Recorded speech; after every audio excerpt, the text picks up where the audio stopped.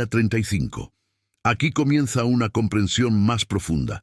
La tentación no es el enemigo, es el mensajero. En el hombre invicto no huimos del deseo, lo estudiamos, lo dominamos y lo transformamos en dirección, fuerza interior y propósito consciente. Paso 1.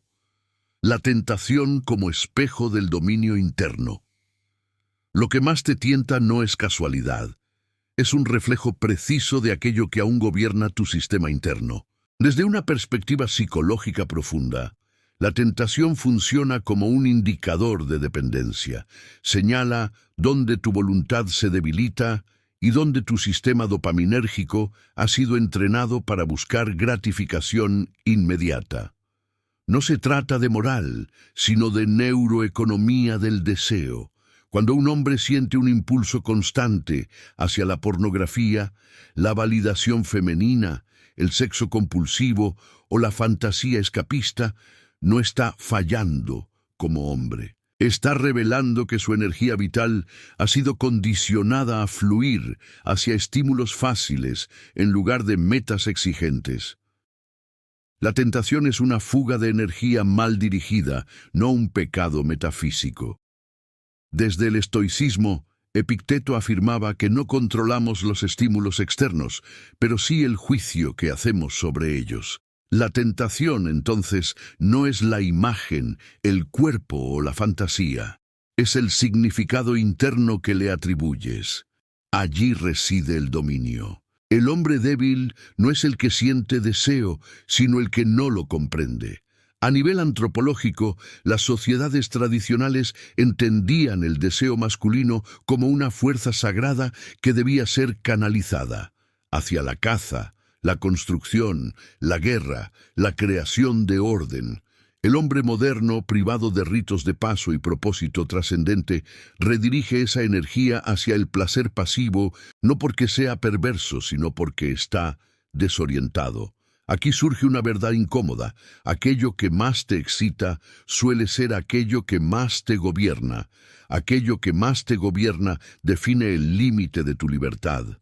Si una imagen puede robarte enfoque, si una notificación puede quebrar tu disciplina, si una fantasía puede drenar tu energía por horas, entonces no eres soberano de ti mismo. Y sin soberanía interior, no existe verdadera masculinidad. Este paso no busca que odies tu deseo. Todo lo contrario, busca que lo despersonalices. El deseo no eres tú. Es una corriente bioquímica, psicológica y simbólica que atraviesa tu cuerpo. Cuando lo observas sin actuar, recuperas poder. Cuando lo analizas, recuperas autoridad. Cuando lo comprendes, lo transformas. El hombre invicto no se define por cuántas tentaciones evita, sino por cuántas entiende. Cada impulso es una pregunta. ¿Qué me falta? ¿Qué estoy evitando construir? ¿Dónde estoy buscando afuera lo que debo forjar adentro? Este primer paso exige honestidad brutal, no con el mundo, sino contigo, porque el día que identificas con claridad qué es lo que más te tienta, ese mismo día has localizado el punto exacto donde comienza tu liberación. Aquí no empieza la represión, aquí empieza el dominio consciente. Paso 2. El circuito dopaminérgico y la esclavitud del estímulo fácil. El deseo no surge del vacío. Tiene una base neurológica concreta, el circuito dopaminérgico. La dopamina no es placer, es anticipación, es la señal que empuja al cuerpo a repetir una conducta porque promete recompensa. El problema del hombre moderno no es desear demasiado, sino haber entrenado su cerebro para desear lo inmediato, lo artificial y lo pasivo. La pornografía, la validación femenina constante, las redes sociales y la fantasía sexual funcionan como superestímulos, no representan la realidad, la exageran. Desde la neurociencia, un superestímulo secuestra el sistema de recompensa porque ofrece una intensidad que la vida real no puede igualar sin esfuerzo prolongado. El resultado es una mente impaciente, frágil ante la incomodidad y dependiente de picos rápidos de excitación. Aquí aparece la verdadera esclavitud, no hacia la mujer ni hacia el sexo, sino hacia el mecanismo de alivio inmediato. El hombre deja de preguntarse qué quiere construir y empieza a preguntarse qué puede consumir para calmar la tensión interna. Cada vez que cede, el cerebro aprende una lección silenciosa. Cuando hay incomodidad, huye. Así se erosiona la disciplina. Desde el estoicismo, Marco Aurelio advertía que aquello que gobierna tus impulsos, gobierna tu vida. Hoy, esos impulsos están diseñados, optimizados y monetizados. No es una lucha justa. Plataformas enteras existen para capturar segundos de tu atención y convertirlos en hábito. Si no entiendes el sistema, terminas sirviéndolo.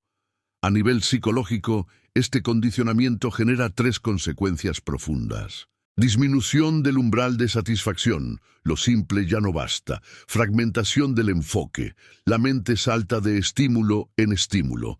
Pérdida de sentido de logro, hay placer, pero no orgullo. El deseo mal canalizado no eleva al hombre, lo desinfla, lo vuelve reactivo, no creador. El cuerpo se excita, pero el espíritu se debilita.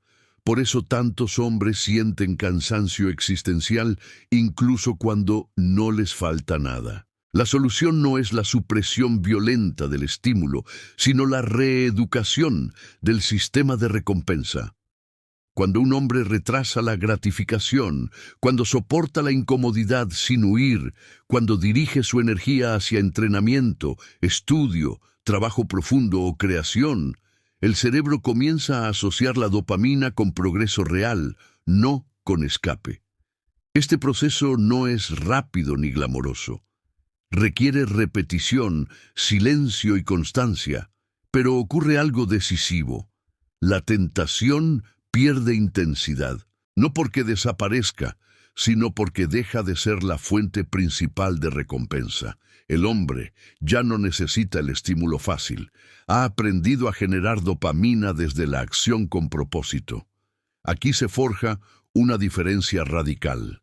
El hombre dominado busca estímulos. El hombre invicto crea estados internos. Cuando comprendes el circuito dopaminérgico, dejas de odiarte por sentir deseo y comienzas a entrenarte como estratega de tu propia mente. Y en esa estrategia, cada día sin ceder, no es una renuncia, sino una inversión silenciosa en poder personal. Paso 3. La fantasía como refugio del potencial no realizado. La fantasía no es un simple juego mental, es un espacio de compensación. Allí se deposita todo aquello que el hombre aún no ha conquistado en la realidad. Desde la psicología analítica, la mente crea escenarios imaginarios para aliviar la tensión entre lo que eres y lo que podrías ser. Cuando esa brecha se prolonga, la fantasía deja de ser inspiración y se convierte en refugio. El problema no es imaginar. El problema es vivir allí. La fantasía sexual constante, la idealización de mujeres inalcanzables o la construcción mental de versiones glorificadas de uno mismo cumplen una función anestésica. Permiten sentir poder, validación y control sin asumir el costo del esfuerzo real. El cuerpo reacciona como si algo hubiera sido logrado, pero el mundo permanece intacto. No hay avance, solo descarga. Desde la neurociencia, la fantasía activa circuitos similares a la experiencia real, pero sin retroalimentación externa. Es un simulador que no entrena músculos, carácter ni competencia. Por eso, cuanto más se recurre a ella, más difícil se vuelve a actuar. La mente cree que ya obtuvo la recompensa y el impulso hacia la acción se debilita. En términos antropológicos, las culturas tradicionales restringían el acceso simbólico al placer antes de la madurez. El deseo debía ser probado, contenido y merecido. Hoy ocurre lo contrario. El hombre joven tiene acceso ilimitado a fantasías sin responsabilidad. El resultado es una masculinidad inflada en la mente y vacía en la acción. Aquí emerge una verdad dura pero liberadora. La fantasía persistente es el termómetro del potencial no realizado.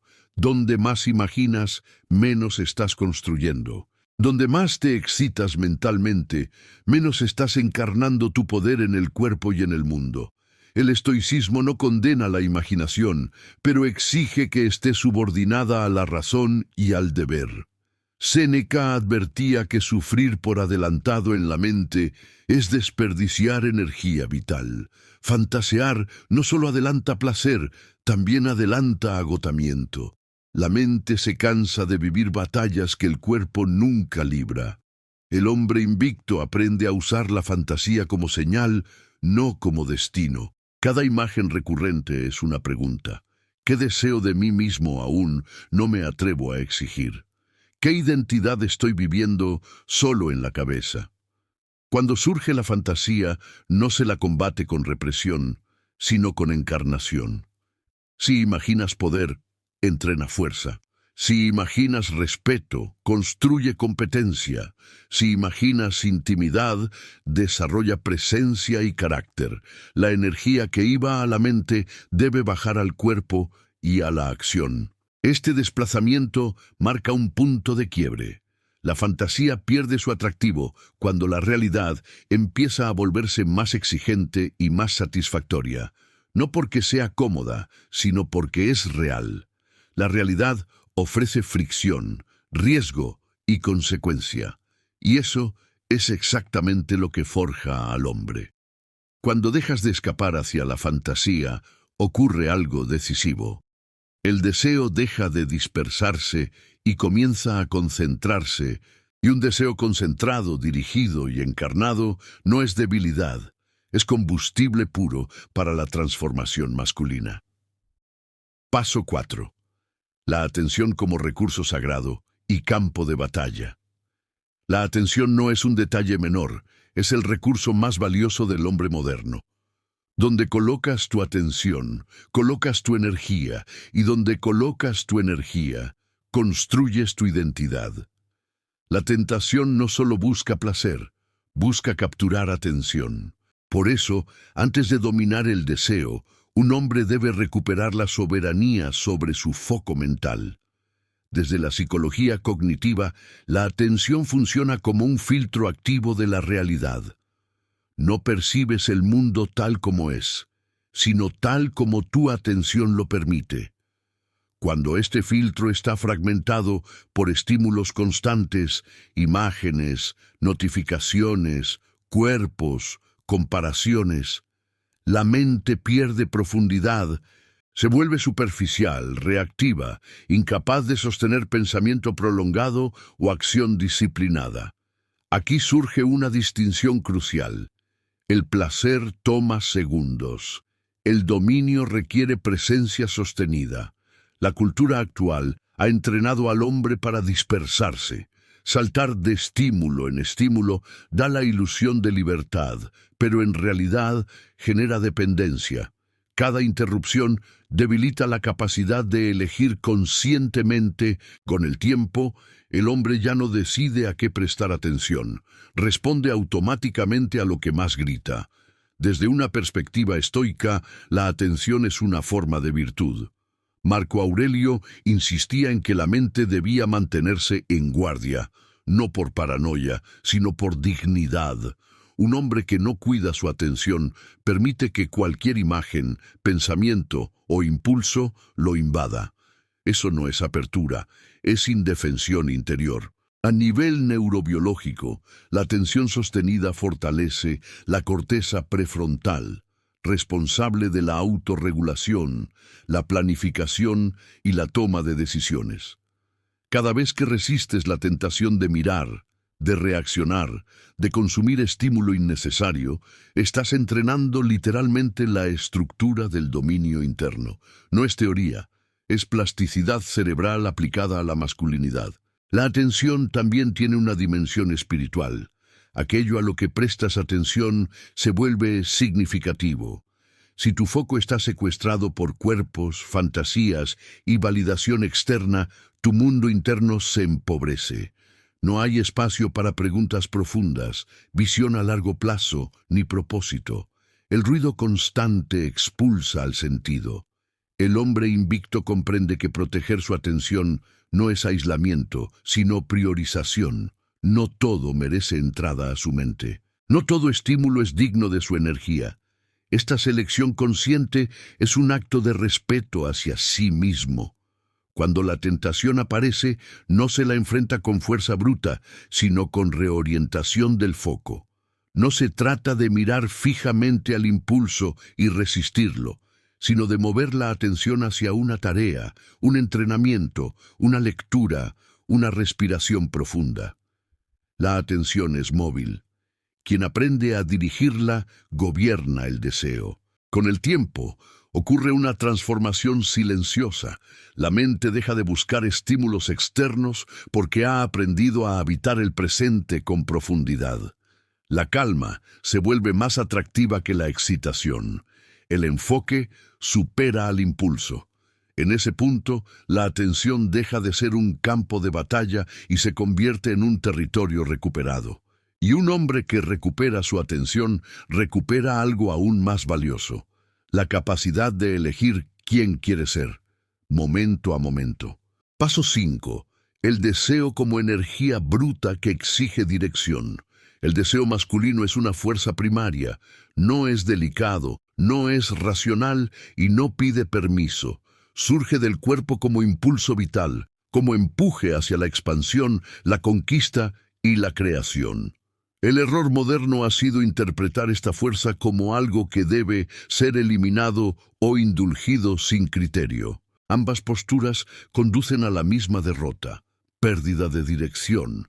Desde la biología evolutiva, el deseo es el motor que llevó al hombre a explorar territorios, competir, arriesgarse y construir jerarquías funcionales.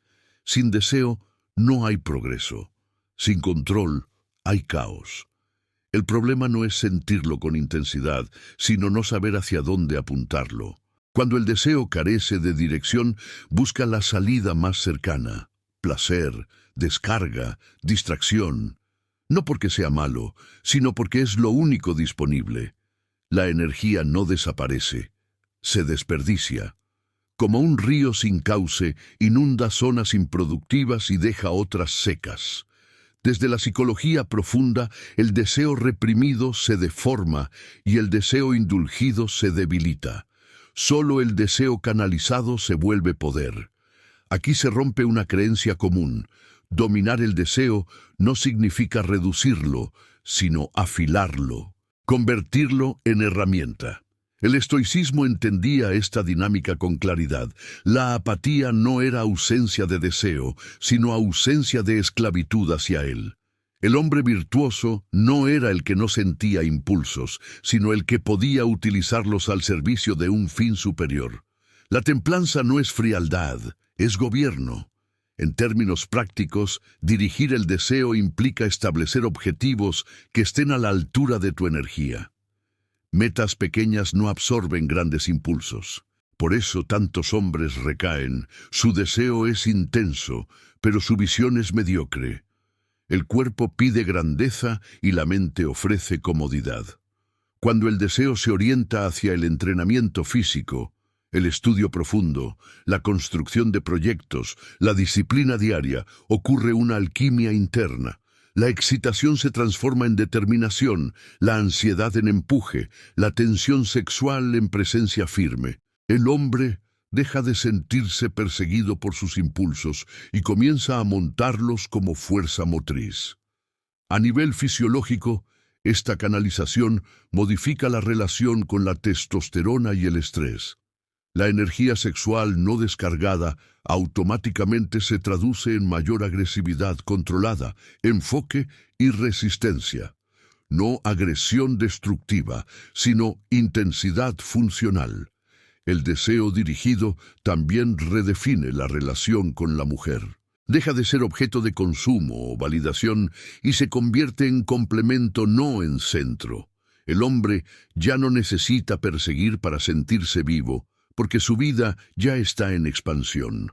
La atracción surge como consecuencia, no como objetivo. Este paso exige responsabilidad radical, Nadie puede dirigir tu deseo por ti. Si no eliges un rumbo, el entorno lo hará. Y el entorno siempre elige lo más fácil. Cuando el hombre asume la tarea de dar dirección a su deseo, ocurre un cambio profundo. Deja de luchar contra sí mismo. La energía que antes lo fragmentaba ahora lo unifica, y un hombre unificado, con deseo alineado a propósito, se convierte en una fuerza difícil de detener. Paso 6. La incomodidad como umbral de poder. La mayoría de los hombres no caen por debilidad física, sino por aversión a la incomodidad. El deseo desordenado no busca placer por ambición, sino por escape del vacío, del esfuerzo sostenido, del silencio, de la fricción interna que aparece cuando no hay distracción. Allí, exactamente allí, comienza el verdadero entrenamiento masculino. Desde la psicología conductual, el cerebro aprende por evitación. Si una sensación es incómoda, busca eliminarla. El problema surge cuando el hombre confunde incomodidad con peligro. El impulso de huir se activa incluso cuando la situación no amenaza la vida, sino el ego. Así se forma un patrón. Ante tensión, estímulo; ante silencio, ruido; ante dificultad, gratificación inmediata. El estoicismo invierte esta lógica. Para los estoicos, la incomodidad era territorio de virtud. Musonio Rufo enseñaba que exponerse voluntariamente a lo difícil fortalecía el carácter más que cualquier teoría, no porque el sufrimiento sea noble, sino porque la capacidad de permanecer firme frente a él define la libertad interna. A nivel neurobiológico, tolerar la incomodidad fortalece los circuitos de autorregulación. Cada vez que un hombre siente el impulso de ceder y no lo hace, se produce un microentrenamiento del sistema nervioso. El cuerpo aprende que puede soportar la tensión sin colapsar. La mente aprende que no necesita escapar. Esa lección cambia todo. La incomodidad tiene múltiples formas: el deseo no satisfecho, el entrenamiento cuando el cuerpo pide descanso, el trabajo profundo cuando la mente busca dispersión, el silencio cuando el ego exige ruido. Todas ellas comparten una función: expandir el umbral de control. El hombre que evita sistemáticamente la incomodidad se vuelve frágil. Su estado interno depende de condiciones externas. Necesita que todo esté alineado para funcionar. En cambio, el hombre que la entrena se vuelve antifrágil. Cuanto más fricción enfrenta, más firme se vuelve. Aquí aparece una paradoja poderosa. La incomodidad no roba energía, la concentra. Cuando no hay escape fácil, el deseo se compacta, se densifica, se vuelve fuerza. Por eso, muchos hombres sienten un aumento de claridad mental y presencia cuando dejan de anestesiarse. La energía antes dispersa comienza a acumularse. Aceptar la incomodidad no significa buscar dolor innecesario, significa no huir cuando aparece, respirar dentro de ella, observar el impulso sin actuar, permitir que el cuerpo se adapte. Este proceso crea una confianza silenciosa. Puedo sostenerme incluso aquí. Con el tiempo ocurre una inversión interna. Aquello que antes se evitaba comienza a generar respeto propio. El hombre deja de preguntarse cómo sentirse mejor y empieza a preguntarse qué lo hace más fuerte. El eje cambia del confort al carácter. La incomodidad, bien entendida, es un umbral. Del otro lado, no hay placer inmediato, pero hay algo más duradero: dignidad interna. Y un hombre que desarrolla dignidad no necesita huir de sí mismo. Se convierte en su propio punto de apoyo, incluso cuando el deseo presiona y el camino exige firmeza. Paso 7. La identidad masculina como ancla del comportamiento. Todo comportamiento sostenido nace de una identidad asumida. El hombre no actúa según lo que sabe, sino según quién cree que es. Por eso, mientras la lucha contra el deseo se plantee solo como una serie de reglas o resistencias, será frágil. La verdadera estabilidad surge cuando el comportamiento se alinea con una identidad clara, firme y elegida conscientemente. Desde la psicología social, se ha demostrado que las personas protegen su identidad incluso por encima de su bienestar inmediato. Un hombre que se percibe como disciplinado actúa con disciplina casi de forma automática. Uno que se ve a sí mismo como débil, aunque tenga motivación momentánea, terminará confirmando esa narrativa con sus actos. El cerebro busca coherencia, no excelencia. Aquí reside una clave silenciosa. El deseo no se vence con fuerza de voluntad, sino con autoimagen elevada. La identidad masculina sólida no se construye desde la fantasía ni desde la comparación, sino desde el compromiso diario con estándares internos. El hombre invicto no se pregunta constantemente, ¿puedo ceder esta vez? Sino, esto no es lo que hago. No por rigidez moral, sino por coherencia interna.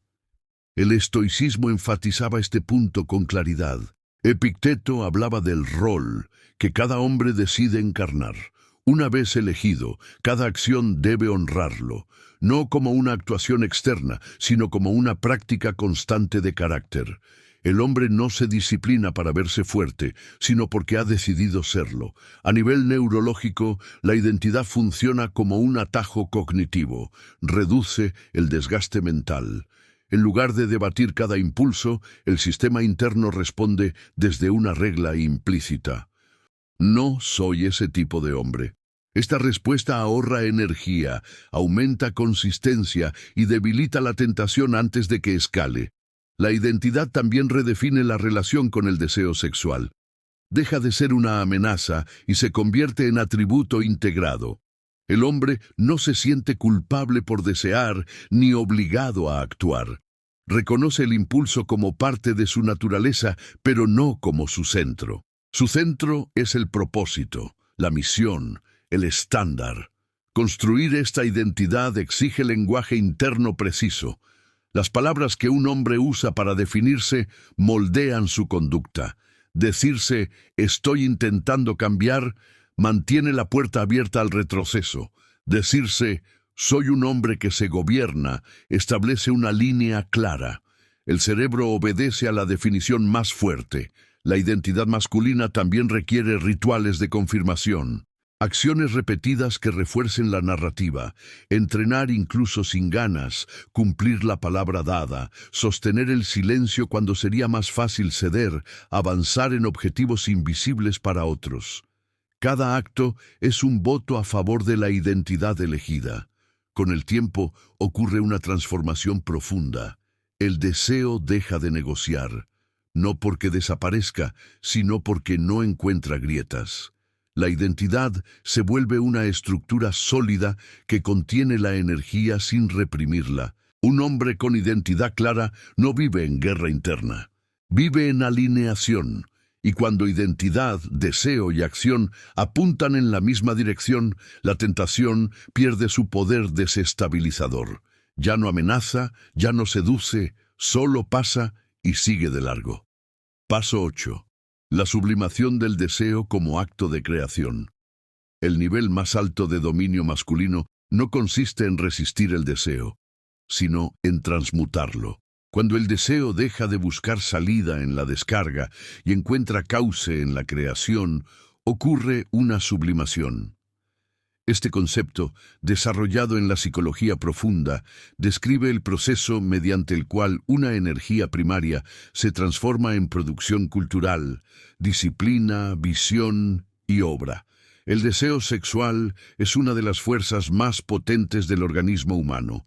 Contiene intensidad, dirección y urgencia. Cuando no se sublima, se dispersa. Cuando se reprime, se distorsiona, pero cuando se transforma conscientemente, se convierte en motor creativo, físico, intelectual y espiritual.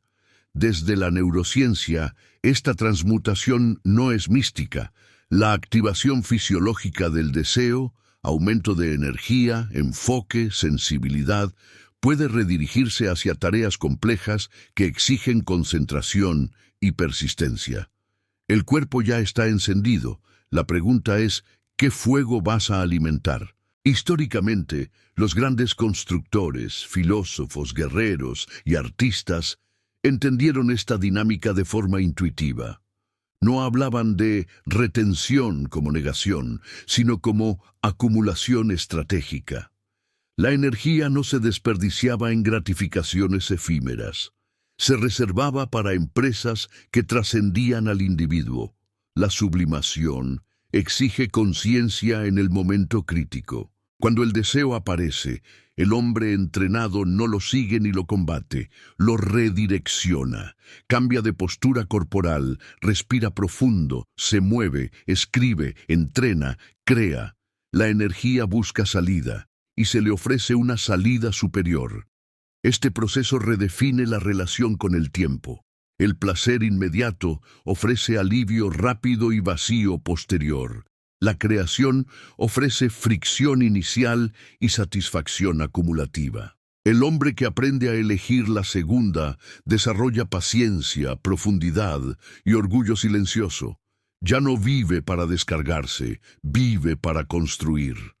La sublimación también tiene una dimensión espiritual. El deseo, al ser contenido y elevado, refina la percepción. La mente se vuelve más clara, el cuerpo más presente, la voluntad más estable. Muchas tradiciones entendieron que la energía sexual no solo crea vida biológica, sino vida simbólica, ideas, sistemas, orden. Aquí se rompe otro mito moderno, que la masculinidad disciplinada es seca o carente de pasión. Es exactamente lo contrario. El hombre que sublima su deseo es más intenso, no menos. Pero su intensidad no es caótica, es direccional, tiene filo. A nivel práctico, la sublimación requiere hábitos que permitan la descarga creativa, entrenamiento exigente, trabajo profundo sin interrupciones, estudio serio, escritura, proyectos que requieran largo aliento. El deseo necesita retos proporcionales a su fuerza. Si no los encuentra, regresará a lo fácil. Con el tiempo, el cuerpo aprende una nueva asociación. El deseo ya no significa escape, sino inicio de acción. La tentación se convierte en señal de productividad. Cada impulso es una oportunidad para crear algo que antes no existía. En ese punto, el deseo deja de dominar y comienza a servir. Ya no arrastra al hombre hacia abajo ni lo fragmenta. Se convierte en aliado silencioso, en combustible constante. Y cuando el deseo sirve al propósito, el hombre deja de luchar contra su naturaleza y empieza, finalmente, a usarla a su favor. Paso 9. El silencio interno como señal de dominio real. Existe un punto en el proceso donde la lucha deja de hacer ruido. El deseo ya no grita, no exige, no negocia constantemente, no porque haya muerto, sino porque ha sido integrado.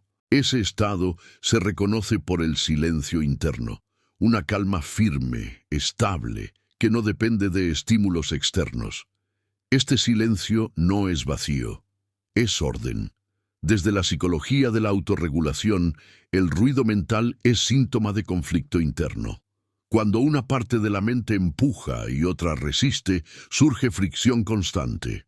El hombre indisciplinado vive en diálogo interno permanente, promesas, excusas, justificaciones. El hombre que ha ganado dominio experimenta menos debate porque ya decidió.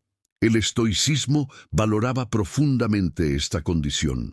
Para los estoicos, la ataraxia, la imperturbabilidad, no era insensibilidad, sino alineación entre razón, acción y valores. Cuando no hay contradicción interna, la mente descansa. Y una mente que descansa puede observar, planificar y ejecutar con precisión. A nivel neurológico, este silencio se corresponde con una menor hiperactivación del sistema límbico y una mayor estabilidad de la corteza prefrontal. En términos simples, menos reactividad, más gobierno.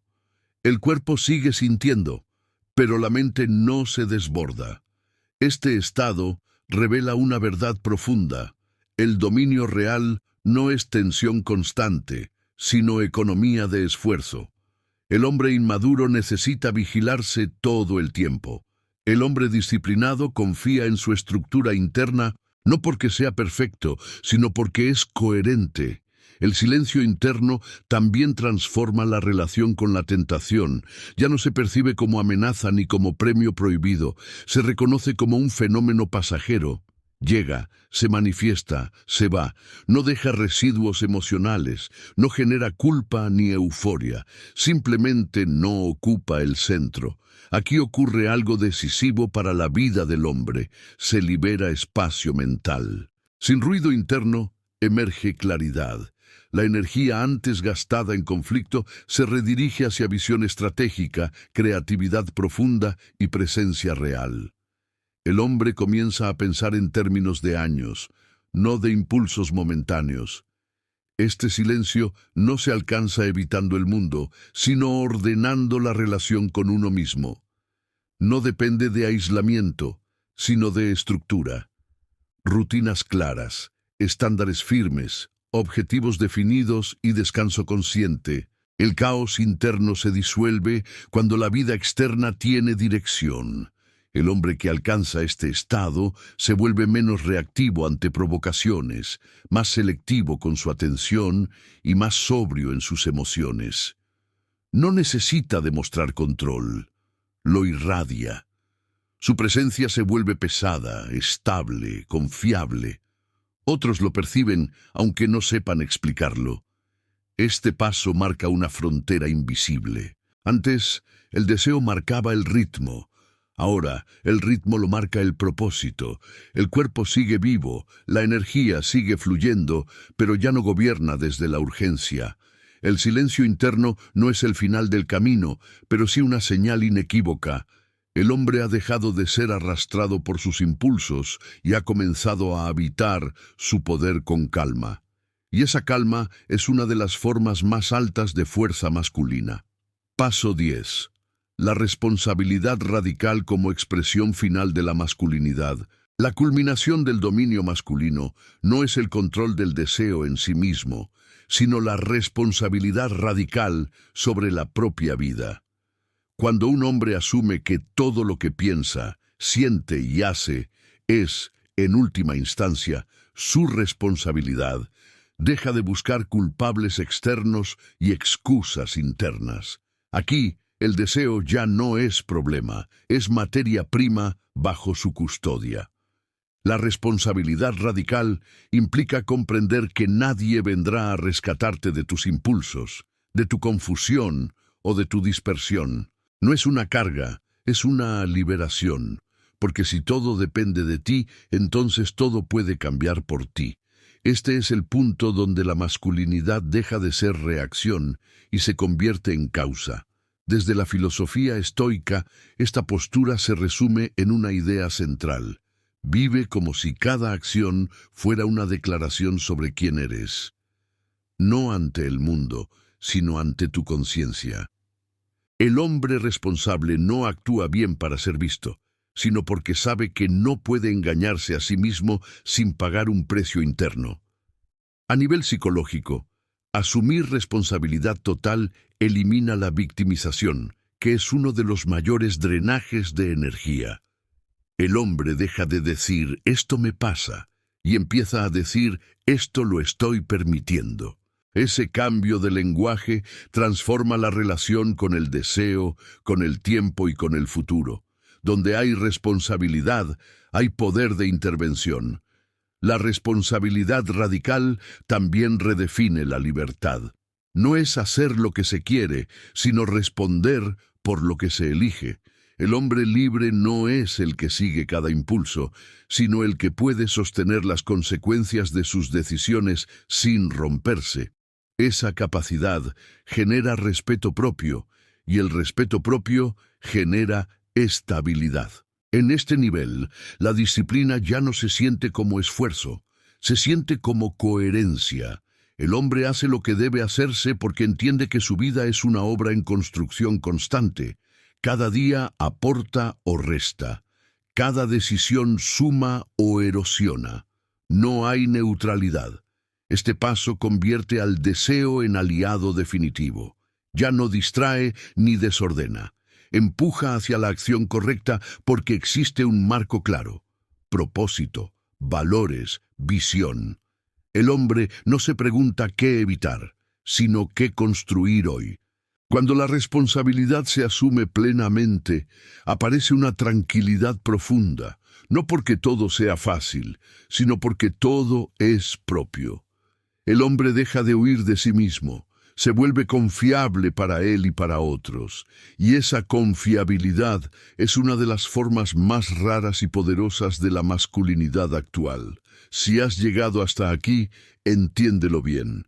Esto no es un reto temporal ni una racha más, es un viaje de reconstrucción interna. En el hombre invicto no prometemos comodidad, prometemos claridad. No ofrecemos escapes, ofrecemos estructura. Seguir adelante significa elegirte cada día. Significa fallar a veces, levantarte siempre y no traicionar el estándar que estás forjando. Este camino no se recorre solo, pero sí exige compromiso.